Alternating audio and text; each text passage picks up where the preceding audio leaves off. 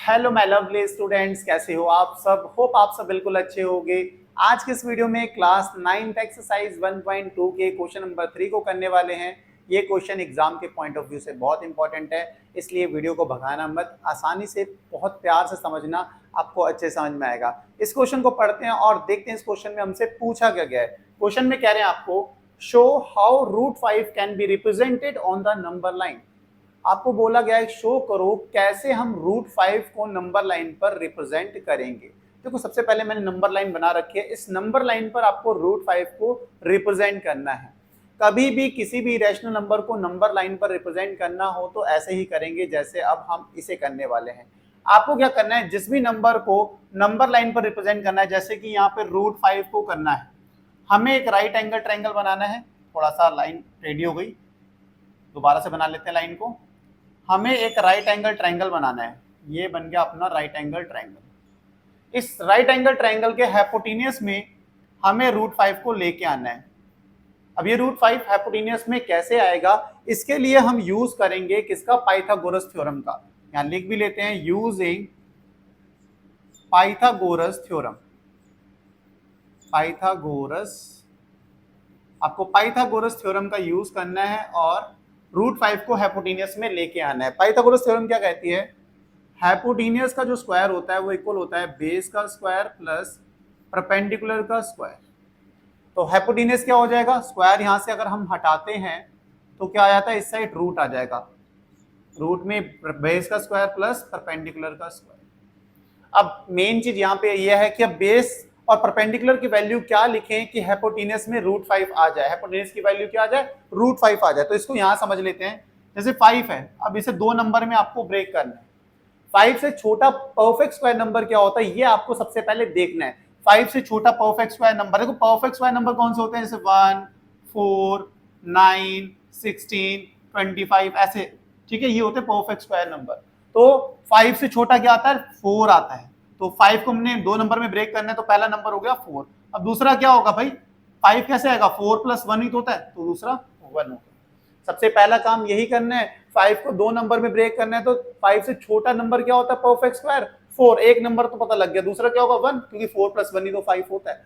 अब उसके बाद 4 किस नंबर का स्क्वायर करने पे आता है, 2 का स्क्वायर करने पे आता है। और 1 किसका स्क्वायर करने पे आता है, 1 का स्क्वायर करने पे आता है। तो अब ये जो 2 है ना, ये आपका हो गया बेस, और ये जो 1 है ये हो गया आपका परपेंडिकुलर। बस अब ये चीज समझनी थी, ये समझ गए। तो ये बेस कितना है, अपने पास 2 आया है, और परपेंडिकुलर अपने पास आ गया 1।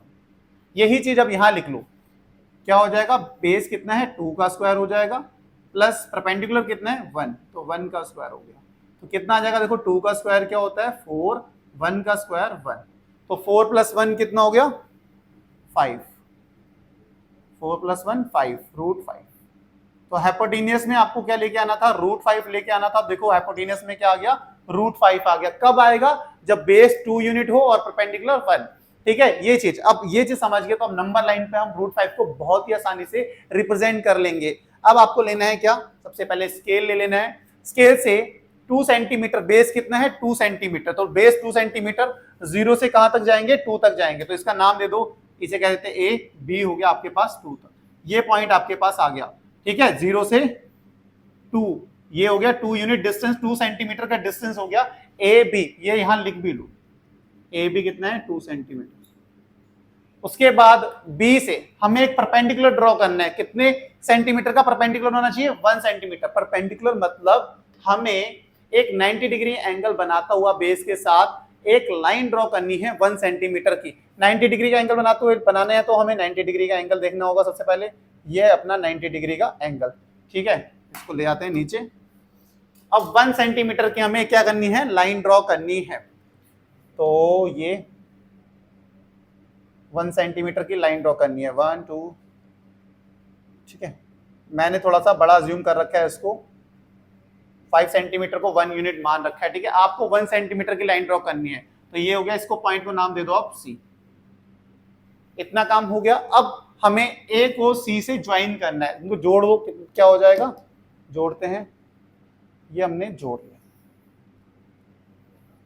अब आसानी से देखो, ए बी कितना था 2 सेंटीमीटर, बी सी कितना है 1 सेंटीमीटर, और ए सी कितना आ जाएगा, देखो ये बेस 2 है, परपेंडिकुलर 1 है तो हाइपोटेन्यूज कितना आ गया √5, ये कितना आ गया √। इतनी सी बात समझ आई? आप कहोगे बिल्कुल समझ आई। अब बस अब यहां से एक चीज समझो कि जो √5 है ये नंबर लाइन पर नहीं है, इस नंबर लाइन पे तो नहीं है ना √5। अब आपका एक लास्ट टास्क ये है कि इस √5 को नंबर लाइन पर लेके आना। तो √5 को नंबर लाइन पर कैसे लेके आएंगे, उसके लिए सबसे पहले आपको कंपास लेना है। सबसे पहले हमें ए पॉइंट पर रखना है इसको अच्छे से और इसको मेजर करना है।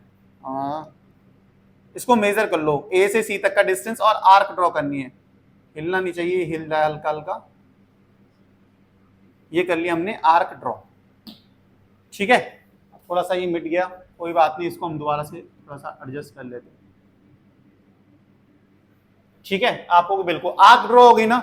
अब यही आपको शो कर रही है, ये जो आर्क जहां पे कट कर रही है, ये इस पॉइंट पे कट कर रही है, यही आपका क्या है √5 है।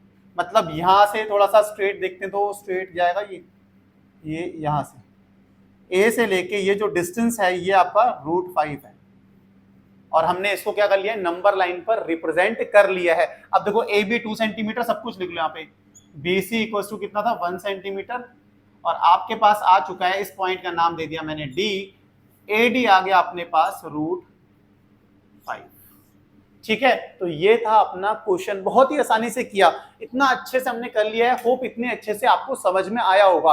एक बार रिवाइज करते हैं फिर से। देखो √5 को नंबर लाइन पर रिप्रेजेंट करके दिखाना था कि कैसे करेंगे नंबर लाइन पर रिप्रेजेंट। सबसे पहले हमने एक राइट एंगल ट्रायंगल बनाना है और टास्क ये होना चाहिए आपके पास कि √5 को हाइपोटेन्यूज में लेके आना है। कैसे आएगा, पाइथागोरस थ्योरम का यूज करके लेके आएंगे।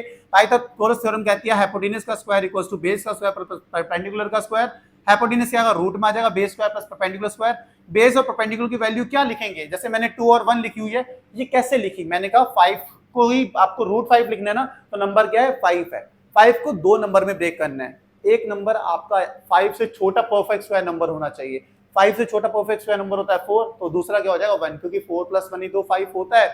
4 किस नंबर का स्क्वायर करने पे आता है 2 का स्क्वायर, 1 का स्क्वायर करने पे आता है। तो 2 हो गया बेस और 1 हो गया परपेंडिकुलर, लिख दिया। √5 आ गया हाइपोटेन्यूज में, मतलब बेस जब 2 होगा और परपेंडिकुलर 1 होगा तो हाइपोटेन्यूज में आएगा √5। तो बेस यहाँ पे भी हमने देखो ए से बी तक का डिस्टेंस क्या हो गया 2 सेंटीमीटर का हो गया।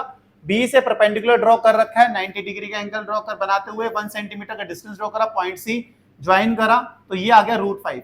अब ये कि नंबर लाइन पर नहीं है, ये √5 नंबर लाइन पर नहीं है, तो हमने एक आर्क ड्रॉ करा, तो ये जो एडी डिस्टेंस है ये है अपना √5। तो मतलब हमने नंबर लाइन पर इरेशनल नंबर √5 को रिप्रेजेंट कर दिया।